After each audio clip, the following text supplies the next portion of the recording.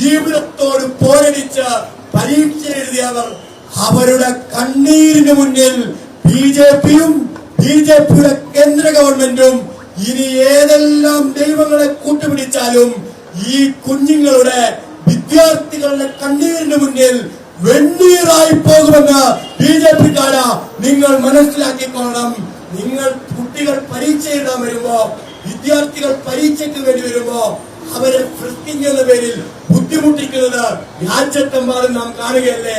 ഈ കുഞ്ഞുങ്ങൾ, വിദ്യാർത്ഥികൾ, നമ്മുടെ അനിയത്തിമാർ നീറ്റ് പരീക്ഷ എഴുതാം ഒരു പരീക്ഷാ കേന്ദ്രത്തിലേക്ക് കടന്നു ചെല്ലുമ്പോ അവൻ ഇട്ടിരിക്കുന്ന വസ്ത്രത്തിൽ ഒരല്പം നിറം കൂടി പോയാൽ, അവൻ ഇട്ടിരിക്കുന്ന വസ്ത്രത്തിൽ ഒരു ബട്ടൺ അധികമായി ഉണ്ടെങ്കിൽ ഫ്രിസ്കിംഗ് എന്ന പേരിൽ ആ വിദ്യാർത്ഥിയെ നിങ്ങൾ മാരകമായി പീഡിപ്പിക്കുന്നു. നിങ്ങൾ ആ വിദ്യാർത്ഥിയെ കള്ളനെന്ന് വിളിക്കുന്നു. പരീക്ഷ എഴുതാൻ വരുന്ന വിദ്യാർത്ഥികളെ കള്ളന്മാരായി ചിത്രീകരിക്കുമ്പോ, നിങ്ങൾ കണ്ണാടിയിലേക്ക് നോക്കുമ്പോ, എൻഡിഎ കണ്ണാടിയിലേക്ക് നോക്കിയാൽ, ബിജെപിയുടെ കേന്ദ്ര ഗവൺമെന്റ് കണ്ണാടിയിലേക്ക് നോക്കിയാൽ, ഈ വിദ്യാർത്ഥികളുടെ പരീക്ഷാ പേപ്പർ കട്ട് അപ്പുറത്തെ ഏജൻസികൾക്ക് മറിച്ചു വിറ്റ നിങ്ങളാണ് യഥാർത്ഥ കള്ളന്മാരെന്ന കണ്ണാടിയിൽ നിങ്ങളുടെ മുഖം നിങ്ങളോട് വിളിച്ചു പറയും. ഒരു കാര്യം എൻഡിഎയോട് ഞങ്ങൾ അതിശക്തമായി പറയാൻ ആഗ്രഹിക്കുന്നു.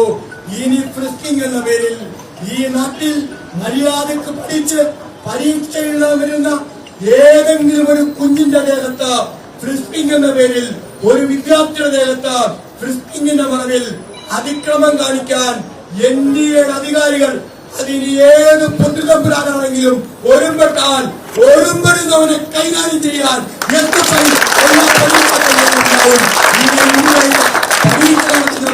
ഞങ്ങൾ ഓർമ്മപ്പെടുത്തുകയാണ്. നിങ്ങളാണല്ലോ കള്ളന്മാർ. എൻഡിഎക്കാരെ ബിജെപിക്കാരെ നിങ്ങളാണ് കള്ളന്മാർ. ഈ വിദ്യാർത്ഥികളുടെ പരീക്ഷാ പേപ്പർ മോഷ്ടിച്ച് ഏജൻസികൾക്ക് മറിച്ചു വിറ്റ് കൊള്ളലാഭം ഉണ്ടാക്കുന്നതിനേക്കാൾ തെരുവിലിറങ്ങി ഭിക്ഷയാചിച്ച് ജീവിക്കുന്നതാണ് ഇവിടുത്തെ ബിജെപിക്കാർക്ക് ഇതിലും ഭേദമെന്ന്